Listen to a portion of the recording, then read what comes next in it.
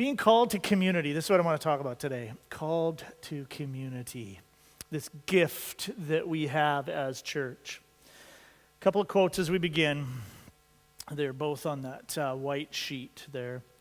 At one level or another, all of us want to be connected with others. What does it mean to connect? What does it take to forge relationships that count? That struck me. Charles Moore. These are all from a book called Called to Community. Called. Say words twice. Called. I taught a class at the start of the year at CLBI called Life as Community, and we dove into some of these, and that's where these two quotes come from, and we'll dig into them a little bit more.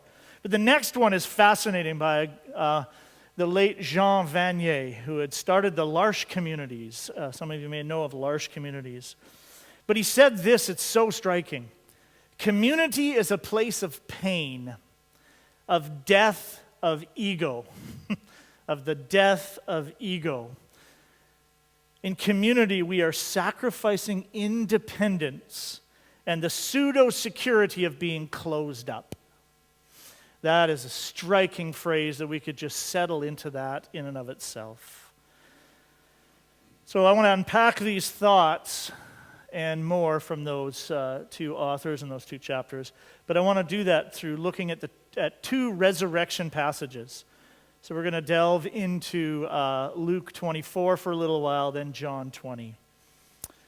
Let's pray as we begin.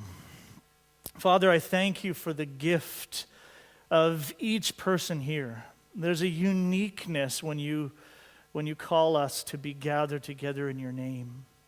For those of us who are here all the time, deeply embedded, invested fully as we know how. For those of us who are guests sometimes, or visitors even for the first time, you know every aspect of our story as we bring everything of who we are into your presence. And your challenge to us is to open our lives up to one another and to you, to have this gift called community. So I ask now that you would bless this time of digging into your living and active word, and also authors that dig into your word too. Thank you so much, Jesus, for this opportunity. In your name we pray. I'm in my fifth year at CLBI as the program director, the Canadian Lutheran Bible Institute in Camrose, and it is an incredible delight. The central focus of our discipleship at CLBI is the nature of community and what that means and what that looks like. Our unofficial theme for each year is belong, believe, become. Those are really important experiences, but it has to start with belong. If you force someone to believe in order to belong, then things get really weird really quickly. It's about belonging, communicating that belonging. And then faith comes to life. And then we get to become who God created us to be. Forging relationships that count, I love that phrase, is what God has called us to at CLBI. But recognizing also that community can be a place of pain. It is a place of pain. It has to be. That is, when we are forging relationships that are connecting deeply and our lives are opened up, there's going to be pain. I'm in awe of the gift of working closely with young adults. I get to spend in upwards of 40 hours with young adults every week, the same group. That's pretty extraordinary. Wouldn't it be amazing if you got to spend 40 hours every week with your whole congregation? What would happen there? You might burn out if it's the same as usual, but maybe something very different could happen. But I've realized this key thing. As I'm a leader, a teacher, a mentor, I have grown extraordinarily, much more than I ever expected. I expected to impart all my wisdom, my experience. I'm 52. I got to have something by now. But I have been shaped extraordinarily by these 18, 19, 20-year-olds, more than I ever expected. And that's amazing. I love being at CLBI. Now I want to dig into Luke chapter 24, verses 13 to 35, the whole chunk.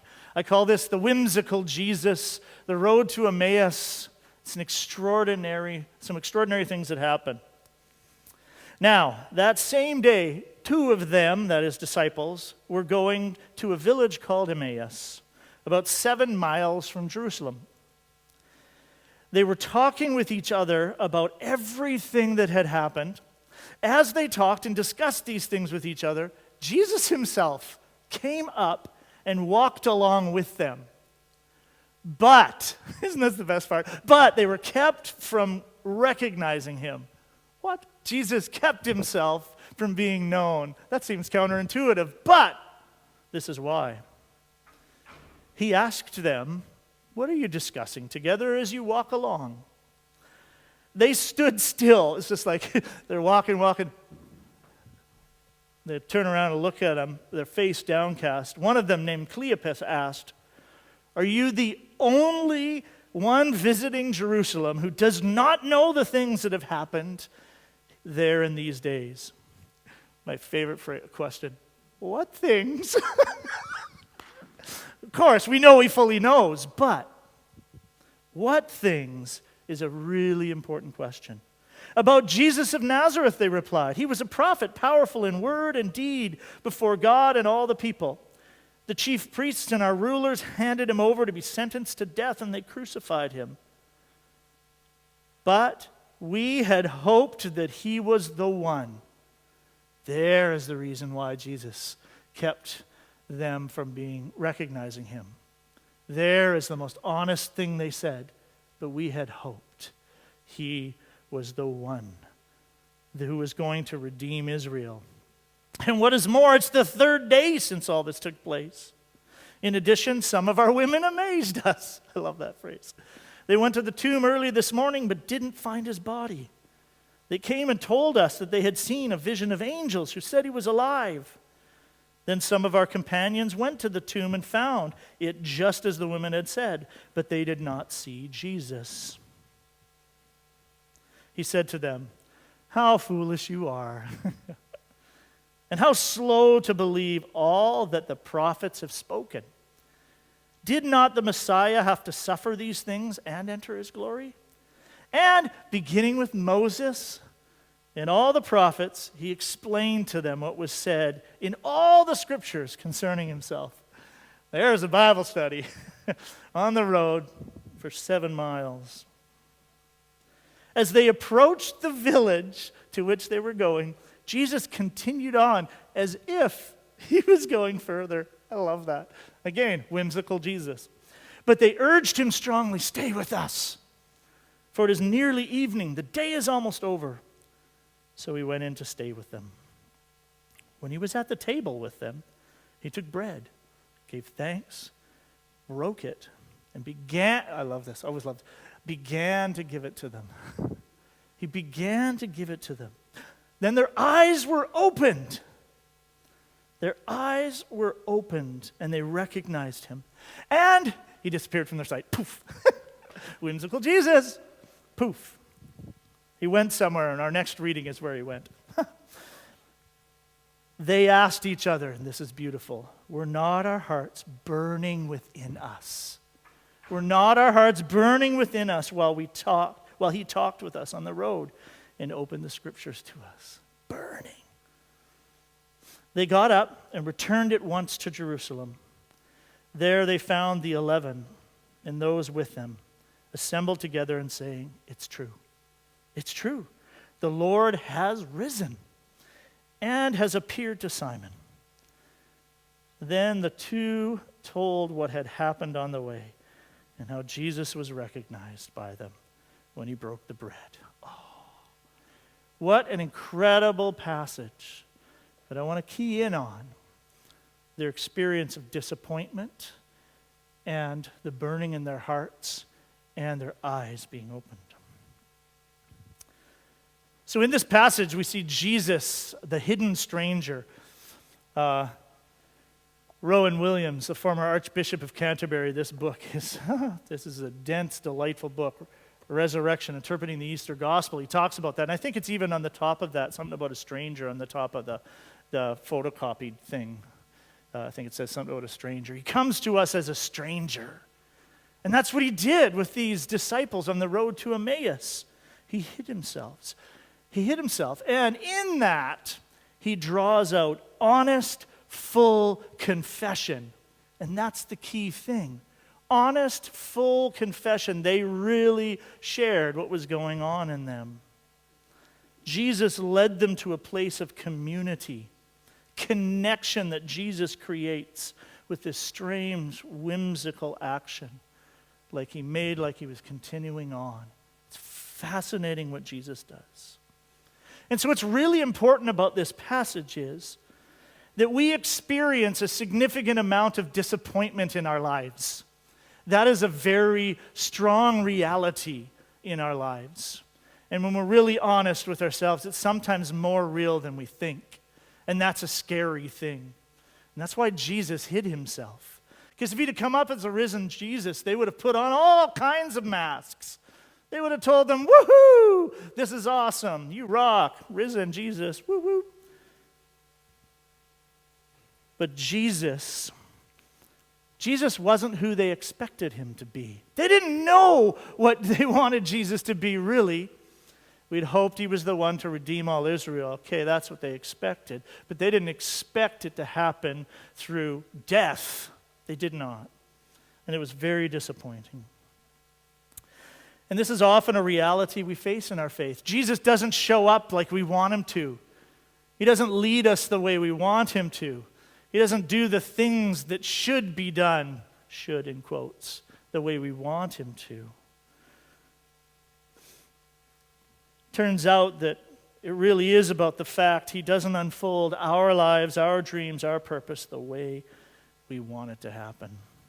I've noticed this quite a bit in the last year and a half, that I am extremely disappointed with the way in which I have been a husband and a father and a pastor and a friend over the last 30 plus years. We just had our 30th wedding anniversary on October 10th. And one of my daughters said that they didn't want to celebrate with us because they didn't think there was anything worth celebrating. Whoa, that's disappointment. What? Because my wife and I are in kind of the best years of our growing healthy marriage, but we realize there's a lot of things we screwed up. And to hear those hit so hard. And I think about pastoring afterwards, after I left the parish and some of the things that go on, and I think, I didn't do that which I could have done. Why didn't Jesus show up there? Disappointment. Disappointment's a real fact in our experience of faith. And it's deeply rooted in what we expect to have happened. But here's the good news. And this is the key thing of what Jesus does in Luke 24. He creates space for that to be confessed and for his word to dig in, for his word to do something, his word to open their lives up, to do things we can't even describe. They didn't even notice their hearts were burning within them till afterwards. Jesus was at work, and he always is going to be. If my daughter would have said that 2 years ago, I would have defended and told her that she's just, I don't know what I would have said. I would have been defensive and rude and disrespectful. I wouldn't have just listened to the reality of her experience of hurt that I sure wish I could have avoided. I wish I could go back in time and change whatever it was that I did that created all kinds of hurt for her. And in my other kids too. All 4 of them have clearly said they've been hurt by Deb and I, by me as a dad, by Deb and I as a couple. Whew, that's hard to take. But Jesus has created space in my life that his word allows me to not fight back. I just listened. Hurt like beep, but I listened. So Jesus will create space for his word to do things we can't even describe in the moment. Can't even describe it. And Jesus desires to open our eyes to see him at work in our life. And that's what he did at the end. It's just like, I want to talk to Luke.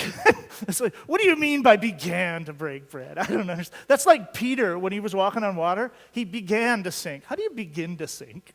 I don't know how to, you just sink, don't you? Anyways, he began to break bread, and their eyes were opened to see that Jesus is at work in their lives. He's at work in their lives. And what did they do in response to that? They ran and found the rest of the disciples. It's true! We saw him. It's true what Peter said. It's true what Mary said. It's true. And so Jesus is at work creating space for us to be open to him and to one another. That's a key thing. Coming back to Charles Moore, at one level or another, all of us want to be connected with others. What does it mean to connect? What does it take to forge relationships that count? He goes on in that chapter. Superficiality and rootlessness are diseases of our time. Ooh. Pulling no punches, eh? Superficiality and rootlessness are diseases of our time. Shallow friendships and fragile relationships mark not only our society, but also the church. By contrast, we read that the early Christians did not just occasionally fellowship, a verb. They were a fellowship, noun. They didn't go to church. They were church.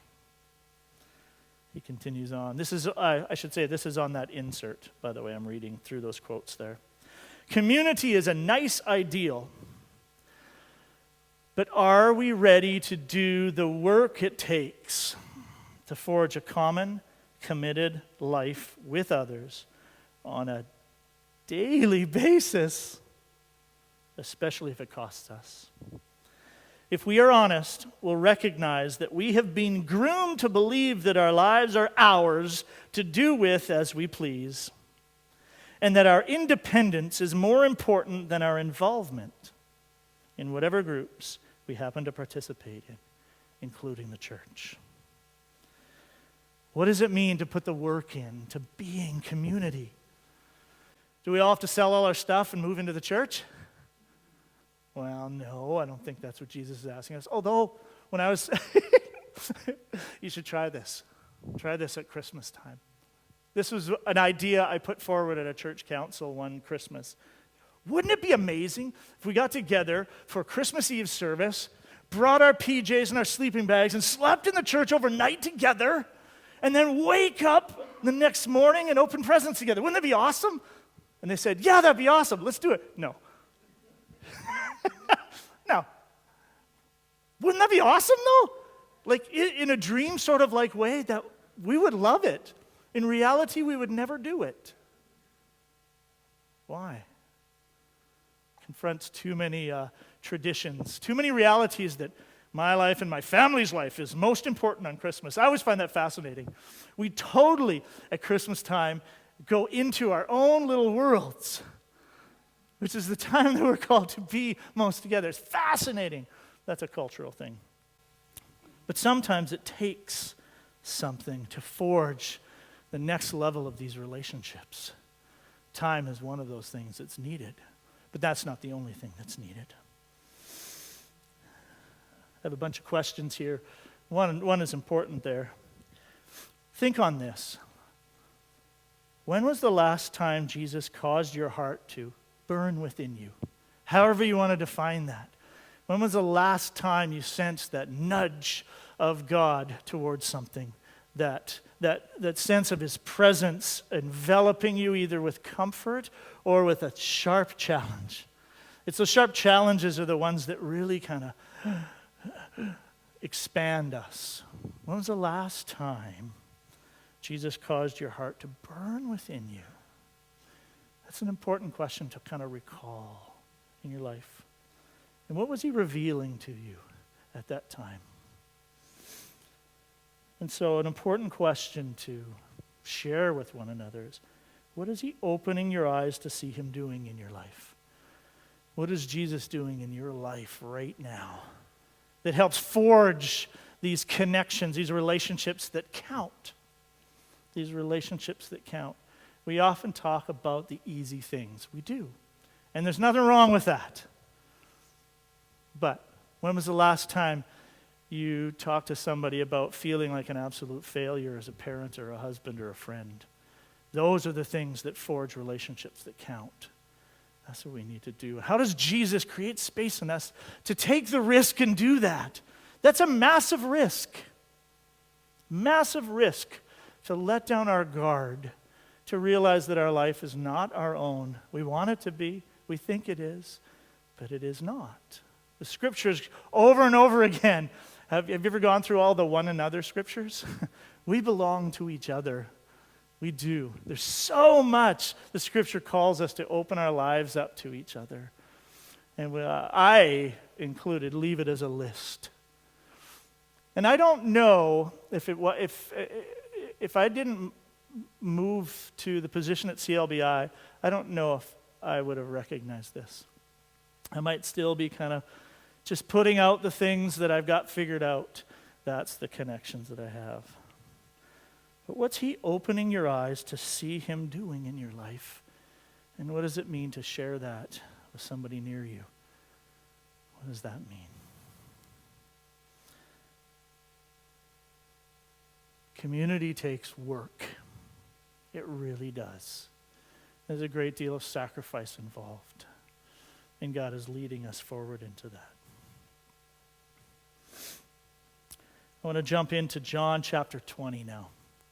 So we see the risen Jesus whimsically opening these disciples up to see what he is doing in their life, to see his work in their life. And here is a key. John 20, verses 19 to 29. On the evening of that first day of the week, do you remember when Jesus disappeared at supper? Guess where he went? Right here. Isn't that awesome? Poof. On the evening of the first day of that first day of the week, when the disciples were together, with the doors locked for fear of the Jewish leaders, Jesus came and stood among them and said, "Peace be with you." That's the first thing he said. Peace be with you. After he said this, he showed them his hands and his side. The disciples were overjoyed when they saw the Lord. Again, Jesus said, "Peace be with you. As the Father has sent me, I'm sending you." And with that, he breathed on them and said, "Receive the Holy Spirit. If you forgive anyone's sins, their sins are forgiven." Whoa. If you do not forgive them, they're not forgiven. Whoa. Big responsibility there, isn't it? Now Thomas, also known as Didymus. I want the nickname Didymus because that's just funny. Anyway, Thomas was not with them was not with the disciples when Jesus came. So the other disciples told him, "We've seen the Lord." And Thomas went, "Woohoo!" Right? No. But he said to them, "Unless I see the nail marks in his hands and put my finger where the nails are and put my hand into his side," gross, "I will not believe. I will not believe. I will not believe." Whoa. This is a strong ultimatum and an incredible demand. It's pretty audacious, wouldn't you say? When you think about it, when we know the end of the story, it's pretty audacious.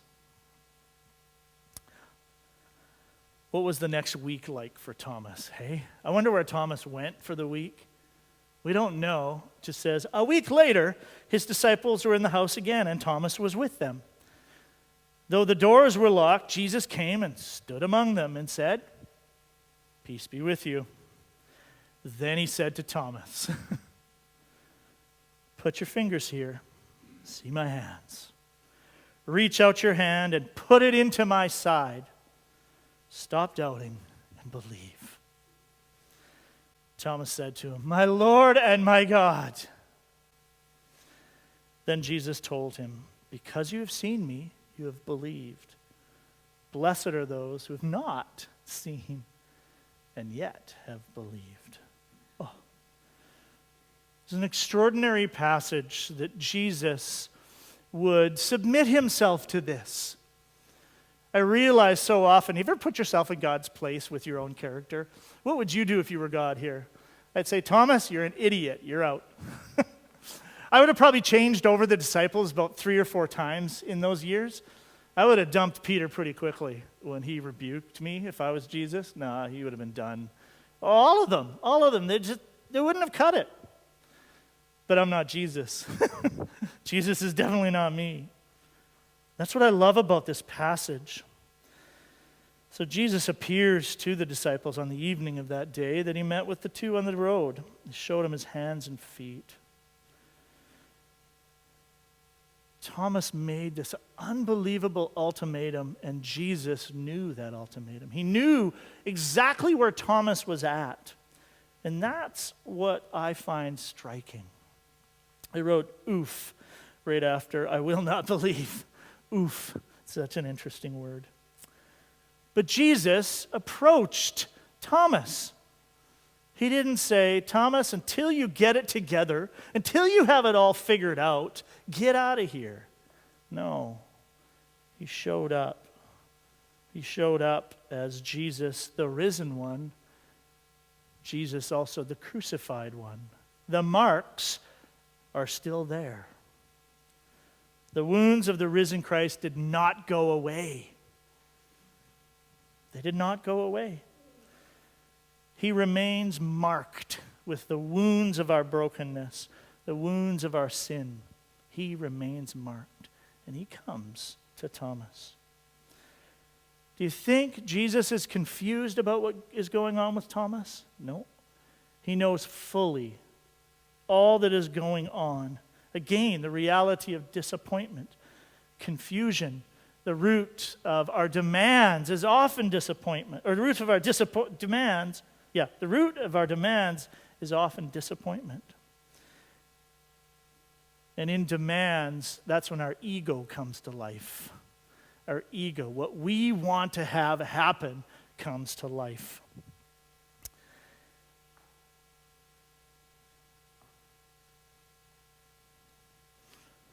When Jesus addresses our ego the way he did Thomas's, this is an opportunity to forge relationships that count. With Jesus, most of all, but Jesus left and left Thomas with the rest of the disciples to forge relationships that count. And Jesus knows fully what's going on in our lives when ego comes to life, when we make demands, when we push our ideas and our agendas, and we do that, we will continue to do that. I love Nate, but he has an agenda, and Jesus is doing lots of things with that, and it's going to be rich. I have no doubt. But there's a lot of work. There's a lot of work in us. It doesn't just magically happen. That's why I love that phrase, forged. We are forged into relationships that count. Jesus knows what's going on. He knows our deep love, and he knows our sinfulness and brokenness just the same. And that's what I love about what Jesus did here with Thomas. He comes to Thomas, and he comes to us as risen and reveals his scars, his marks of how he saves us, how he changes our lives. And that is the halting moment that truly develops connection in community. Jesus comes to us. Jesus knows exactly what's going on in us, and Jesus does something that's really important. And that's what Vanier points out. And I'm going to read those quotes again. Community is a place of pain, of the death of ego. In community, we are sacrificing independence and the pseudo-security of being closed up. We can only live in this pain if we are certain that for us being in community is our response to a call from God. I love how he plants that right there. Us being here, is it a call from God or is it an obligation? That needs to be purified. He talks about that in a second. We will only stay in community if we have gone through choosing community to knowing that we have been chosen for community. I love the switch there. It is for us the place of purification and of support given to us by Jesus that will lead us to a deep love and liberation, a place where, cleansed of our egocentric attitudes, we will be able to give new life to others. As Jesus does something in us, as he confronts our ego, as he comes to us like he did to Thomas and say, Thomas, I know exactly what's going on in your life. Put your hands here. Okay, we're done with that. It's time to believe. It's time to stop doubting. It's time to stop demanding and believe. Then guess what can happen after that? Then I can give my life to another. Another can give my life to, able to serve, give our lives to one another. And that is amazing. So here's where I want to land. In the midst of our experiences of pain, God's grace is at work. This is the only hope I have as my kids unfold things that I don't want to hear. As they unfold those things, the only way that I don't walk away, give up, is because I know that God's grace is at work in me. The photocopied quote, I want to read that highlighted part. I love the whole thing there, but it's 11:36 already. So, we're going to read the highlighted part. And this is striking to me. This is what has my attention and has for the last couple of months. Grace deals with us whole. It does not simply console me as victim. That's my default switch. I want to declare my victimness, that all the things that have gone on in my life that led me to not being the best dad or husband or pastor or friend, I want to claim that. But that's not what grace does. It does not simply console me as victim, for that would be to leave untouched the reality of my complicity in the hurt and damage of the world. We're all part of it. It's a reality. Human beings long to be reassured that they are innocent. But this is one of the cardinal points of misdirected desire, a desire to possess or to manipulate a power capable of obliterating part of ourselves and our past. Who wouldn't want to have that power, to obliterate part of our past? Who wouldn't want that? We all would want that. That's a major problem that we want that. That misses what grace does. I'll continue on. The gospel will not ever tell us we're innocent. That's really important. It will not tell us we're innocent, but it will tell us we are loved. And that's key, because something happens in that. But it will tell us we are loved, and in asking us to receive and consent to that love, it asks us to identify with and make our own love's comprehensive vision of all we are and have been. Love's comprehensive vision of all we are and have been. That is the transformation of desire as it affects our attitude to our own selves. To accept what we have been so that all of it can be transformed. It's never going to be undone, wiped away, or forgotten, but it will be transformed. And that's good news, that Jesus does something with the mess that I am complicit in, that I have done based upon my ego, my sinfulness, my brokenness, all those things. I am part of the mess, and I'm not innocent of any of it. And Jesus comes into that, just like he did with Thomas, just like he did with the two disciples on the road to Emmaus. In the midst of their mess, Jesus came in, didn't wipe it away, but he transformed it. Even his crucifixion isn't wiped away. He's still crucified as the risen one. At the very end of this is my favorite quote, actually. It says,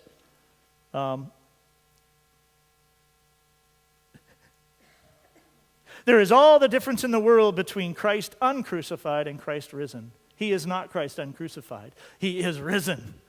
And he comes to us as wounded. He comes to us as a stranger. He comes to us clearly knowing what's going on in our lives, all the motivations, all the struggles, all the self-motivated dreams based on ego that we find disappointment when he doesn't meet those as expected. All of those things, he gets it all. Jesus gets us. Gets us. He gets us. There's nothing we can hide from him. He gets it all. That's truly good news because he loves me. And he's at work creating space for his word to transform all of those things. So a couple of questions as we close. I think I have one there. Yeah. What would it take for you to share your most honest self in community? What would it take to share your most honest self in community? Whew. That's a key question. What does it take to share what's going on in your life? What you don't know, what you don't even have partially figured out. What does it take to share that with one another? How can you become ready for the pain in the death of our ego? Pain in the death of our ego. There is great risk to recognize that we have a mess in our lives and that the forging of relationships that count involves us sharing that with one another. It does. We don't just share the successes. We don't just share the good stuff of the week, which we're so tempted to do. We share the mess, the doubts, the confusions, because in that, Jesus meets us. He meets us in one another. And he transforms all our ugliness. We desire connection. We desire community. We're called to community. And there's a lot that goes into that. God desires and we desire to forge relationships that count. But there's pain involved because of the death of our ego. May we recognize that Jesus understands every aspect of what's going on in our lives. Every motivation, every desire, every confusion, every doubt, every thought, every question. He knows it all. And he loves us and he comes to us and says, put your finger here. Put it in my side. Stop doubting and believe. I am here, Thomas. I'm here, Ted. I'm here. And he transforms with his grace all the mess that we think should never have happened, and we wish it would never exist, but that can never be true. But his transformation of all that is where we see truly what it is to be community. We are called to community. Let's pray.